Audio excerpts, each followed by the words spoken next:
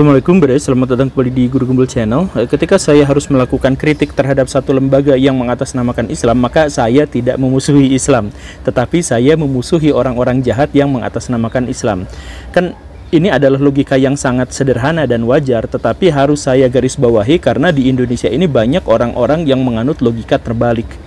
Jadi logika terbalik terkait dengan orang-orang suci. Maksudnya begini Baraya, ada orang yang sangat baik, ada orang yang sangat santun, ada orang yang sangat berilmu, dan dia menyebarluaskan ilmu dan kesadarannya kepada masyarakat sehingga masyarakat menjadi lebih baik. Maka orang itu kemudian digelari sebagai ulama atau ustadz atau orang yang semacam itulah. Nah, tetapi logika di Indonesia sekarang itu seringkali terbalik.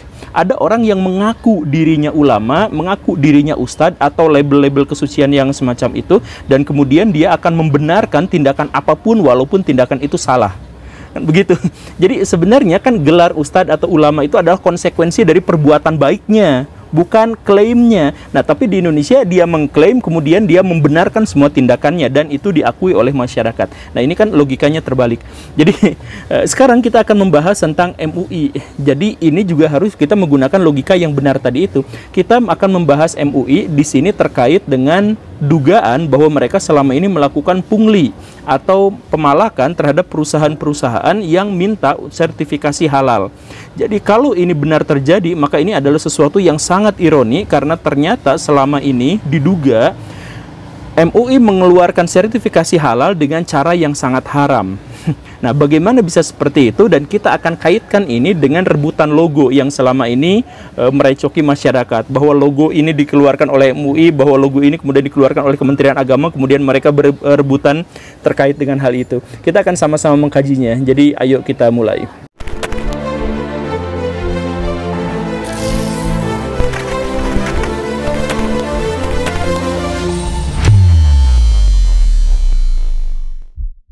Pada tahun 1988, seorang akademisi dari Universitas Brawijaya itu melakukan penelitian terhadap beberapa makanan dan minuman di Indonesia yang beredar di masyarakat. Dan dia begitu terkejut ketika menemukan bahwa ada banyak sekali makanan-makanan dan minuman yang dikonsumsi oleh masyarakat Indonesia ternyata mengandung babi atau mengandung minyak babi atau hal-hal yang semacam itu. Panik dan kaget, dia kemudian melaporkan temuannya ini kepada koridornya, kepada pihak yang berwajib. Tetapi entah bagaimana, walaupun dilaporkannya kepada satu koridor yang benar, informasi ini beredar kemana-mana dan membuat masyarakat menjadi panik dan ketakutan bahwa selama ini makanan dan minuman yang mereka konsumsi itu ada babinya, ada sesuatu yang diharamkan dalam agama Islam. Nah, kepanikan ini kemudian menjalar kemana-mana dan membuat MUI dalam hal ini bagian dari masyarakat itu unjuk gigi. Dia berinisiatif untuk melakukan pengujian terhadap semua jenis makanan yang beredar di Indonesia dan kemudian akan melabeli halal terhadap semua jenis makanan yang setelah diuji tidak mengandung benda-benda haramnya. Kan begitu. Jadi dalam hal ini MUI itu memberikan atau melakukan inisiatif yang sangat terpuji, yang sangat luar biasa, yang akan meredakan kepanikan masyarakat dan memberikan rasa aman dan tentram dari benda-benda yang haram. Inisiatif yang baik ini tidak disambut mulus sebenarnya, karena pada waktu itu ada banyak sekali masalah terkait misalkan dengan legalitas dan kemampuan MUI untuk melakukan itu. Soal legalitas adalah misalkan kenapa yang melakukannya adalah ormas? Kan ormas punya hak apa terkait dengan masalah yang urusannya adalah nasional. Kemudian masalah kemampuan, kan pada waktu itu MUI bahkan masih meminjam laboratorium dan beberapa konsultan dari staf ahli di IPB. Ngapain juga dia berani untuk mengeluarkan sertifikasi halal, pada waktu itu kan mereka nampaknya tidak mampu, orang lab aja nggak punya gitu. Ya, tetapi semua masalah-masalah ini tertutup karena bagaimanapun mereka telah membantu masyarakat untuk menenangkan dirinya dan menjaga masyarakat untuk tidak memakan benda-benda yang diharamkan. Dan terus kenapa juga bukan Kementerian Agama yang melakukan sertifikasi halal ini? Ya, sebenarnya tidak ada jawaban yang pasti, tetapi dugaan saya secara pribadi ini terkait dengan pemerintahan Pak Harto pada waktu itu. Jadi Pak Harto itu sebenarnya baru tobat dalam tanda kutip itu tahun 1991 setelah beliau naik haji gitu kan, dan mengganti namanya menjadi Haji Muhammad Soeharto. Dan sejak saat itu beliau memang menjadi sangat pro terhadap gerakan-gerakan Islam, diantaranya mendirikan ICMI gitu ya, atau yang semacam itu. Tetapi sebelum itu Pak Harto itu adalah orang yang cenderung anti terhadap simbol-simbol Islam. Makanya ketika ada keresahan terkait dengan makanan yang dikonsumsi masyarakat, bukan Kementerian Agama atau Departemen Agama yang mengupayakan solusi, tetapi diserahkan kepada ormas. Itu dugaan saya sih seperti itu. Ya, tetapi bagaimanapun MUI akhirnya memenangkan hati masyarakat dengan membuat sertifikasi halal untuk banyak sekali perusahaan-perusahaan. Dan pada waktu itu juga dikampanyekan di semua masjid, di semua lini, bahwa kita hanya akan membeli sesuatu barang yang ada sertifikat halalnya dari MUI, karena itu menenteramkan kita dan itu menjamin bahwa di dalamnya tidak ada benda-benda haram. Begitu, ini adalah jasa yang sangat luar biasa, sekaligus juga koridor yang sangat baik bagi MUI untuk tampil ke depan.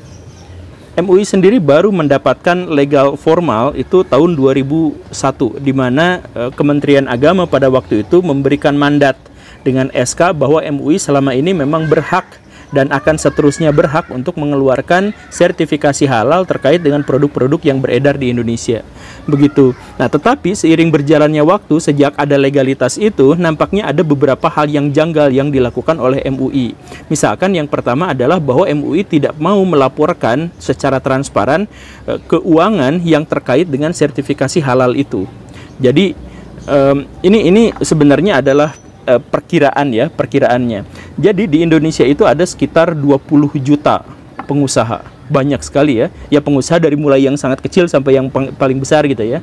Kan tukang warung juga itu dianggapnya sebagai pengusaha. Tapi anggaplah ada 20 juta pengusaha di Indonesia. Dan dari pengusaha-pengusaha itu, kalau mereka menginginkan label halal, maka mereka akan minta ke MUI, satu-satunya lembaga yang mengeluarkan logo halal. Nah, berapa tarifnya?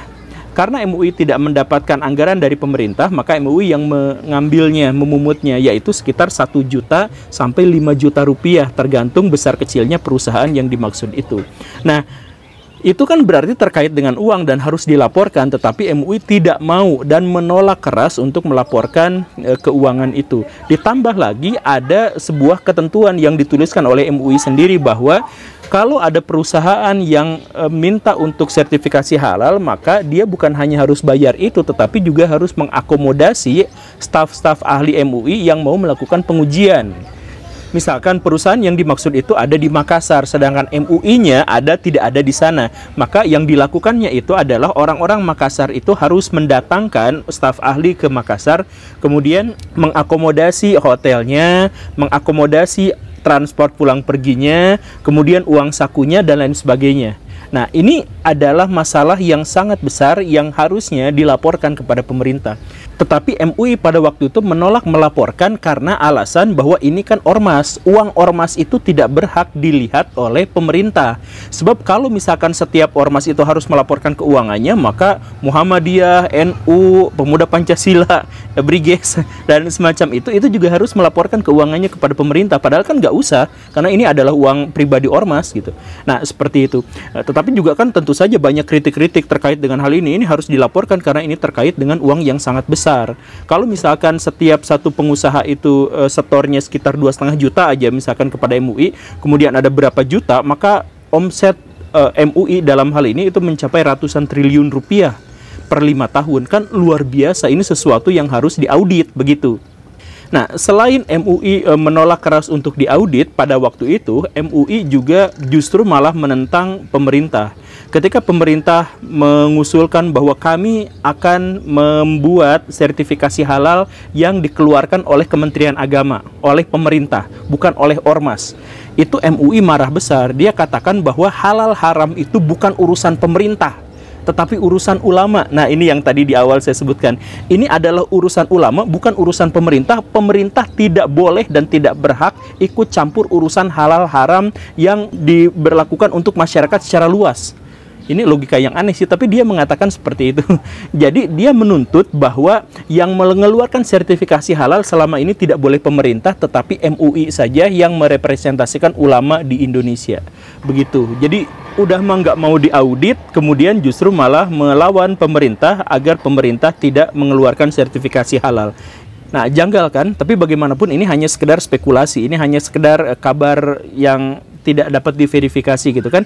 Nah, tetapi tahun 2014 sampai tahun 2017 itu MUI diserang oleh berbagai pihak yang mengaku bahwa selama ini MUI telah melakukan pemerasan terhadap perusahaan-perusahaan lokal maupun internasional untuk mendapatkan sertifikasi halal.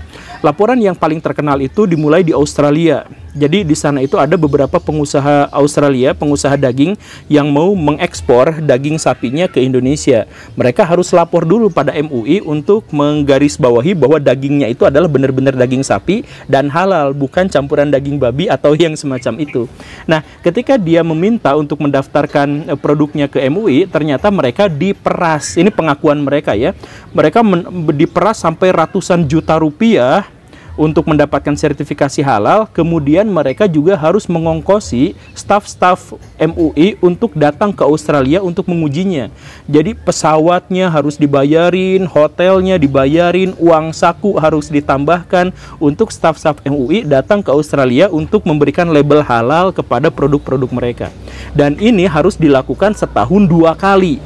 Maka mereka akhirnya gak jadi untuk mengekspor daging ke Indonesia. Jadi laporannya seperti itu. Dalam hal ini MUI membantah bahwa mereka memeras, tetapi mereka mengakui bahwa kalau ada staf MUI yang didatangkan ke satu tempat maka harus diongkosin. Nah, beberapa tahun kemudian muncul lagi dari Jerman kali ini. Jadi ada lembaga Islam di Jerman yang juga menginginkan sertifikasi halal dari Indonesia. Kan di Jerman itu ya sertifikasi semacam ini tuh susah ya, karena negaranya sekuler dan ya banyaklah regulasi-regulasi terkait dengan hal ini. Makanya mereka minta bantuan kepada MUI. Ternyata yang di Belanda juga, yang di Jerman juga katanya ini diperas ratusan juta, sekitar 780 juta rupiah oleh MUI untuk mendapatkan sertifikasi halal, dan diancam kalau mereka tidak mau bayar maka sertifikat halal yang ada di Jerman itu akan dicabut. Ini sebenarnya menjadi masalah yang sangat besar. MUI pada waktu itu menyatakan bahwa kami tidak melakukan seperti itu adalah pihak ketiga yang mengatasnamakan kami, sedangkan pihak Jerman sepenuhnya mengatakan bahwa kami sudah bertemu berkali-kali dengan orang-orang MUI, dengan orang ini, dan mereka yang memeras kami, dan lain sebagainya lah. Begitu.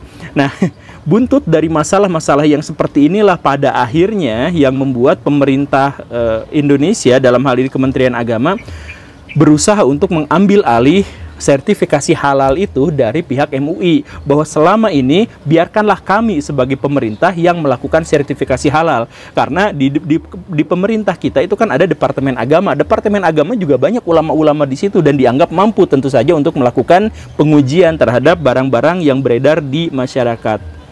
Ya begitulah narasi panjangnya ya tentang perdebatan dan kontroversi dan sebagainya. Nah, sekarang kita harus akui juga bahwa baik Kementerian Agama maupun MUI itu sama-sama sudah berbenah. Kementerian Agama yang katanya dulu sudah korupsi apa ini itu gitu ya, sekarang ya tidak banyak kasus lagi yang terkait dengan hal itu. Kemudian MUI ya kemarin dapatkan ISO 2015 dari Eropa yang menunjukkan bahwa mereka sekarang adalah lembaga yang transparan. Jadi dalam hal ini mereka sudah berbenah. Nah, tapi mereka sekarang masih mempermasalahkan tentang siapa yang sesungguhnya berhak untuk mencap sertifikasi halal itu. Apakah MUI ataukah pemerintah?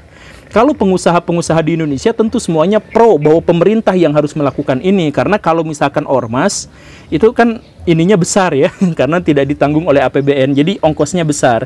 Nah, kalau sama pemerintah kan mungkin saja bisa lebih gratis atau ya pungutan ada tapi tidak terlalu besar. Nah, tapi apapun itu sekarang mereka sedang bertarung untuk mendapatkan gelar sebagai pihak yang menyandang sertifikasi halal itu. Jadi kalau misalkan Baraya sekarang melihat kenapa sih logo aja diributin, gak ada di seluruh dunia ada keributan yang levelnya adalah keributan nasional yang terkait dengan sebuah logo doang. Pemerintah Indonesia di Kementerian Agama mengeluarkan logo halal Indonesia, dan kemudian diributin oleh berbagai pihak. Kenapa bisa seperti itu? Ya karena masalahnya bukan cuma logo, yang masalah yang paling pentingnya itu adalah bahwa pemerintah sekarang menjadi pihak yang mengambil alih sertifikasi halal itu.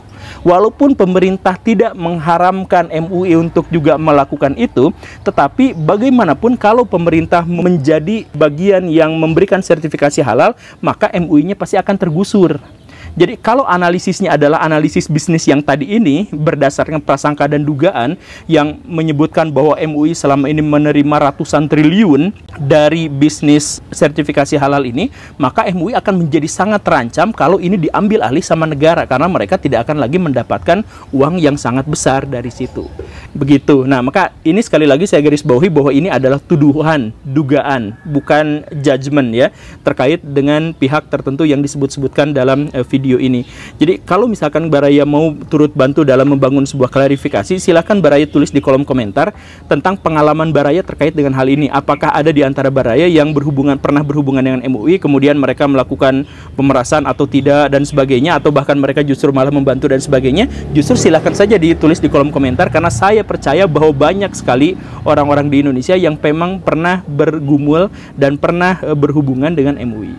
Terima kasih karena sudah menyimak. Saya Guru Gembul. Assalamualaikum warahmatullahi wabarakatuh.